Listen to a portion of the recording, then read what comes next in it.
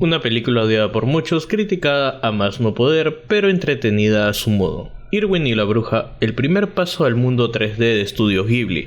Nos presenta una historia fluida y rápida. Tal vez no tenga un mensaje tan profundo como las películas anteriores del mismo estudio, pero sí nos muestra cambios en la velocidad de la trama.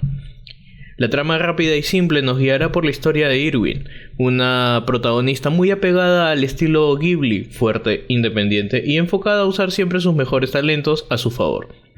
mostrando en pocas escenas lo que vendría a ser un día común de nuestra protagonista y que daría un giro bastante radical, dejando ver el poco interés de Irwin en tener un cambio en su vida. La trama nos dará a entender que estos cambios estarán fuera del control de la protagonista, presentando así nuevos personajes y al mismo tiempo mostrando las escenografías de la película, cosa que siempre se ha mantenido una calidad de detalle sorprendente en las películas de Ghibli.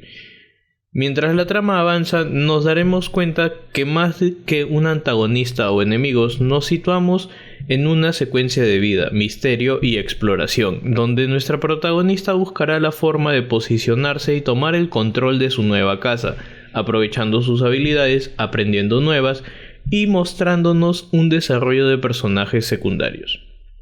Es importante mencionar que más allá de haber un antagonista o no, la trama nos muestra más una rivalidad y cambios constantes en los personajes, dándonos a entender que los personajes secundarios tenían una vida monótona y simple a su manera, al igual que la protagonista, y al generarse este giro comenzaría una serie de cambios en la cual se mostraría el choque entre las personalidades de la protagonista y los personajes secundarios, más no un antagonismo. En este punto, esta rivalidad que por un lado quiere tomar el control y por el otro mantenerlo generaría varias situaciones cómicas que desatarían al final la revelación de parte de la historia de estos personajes.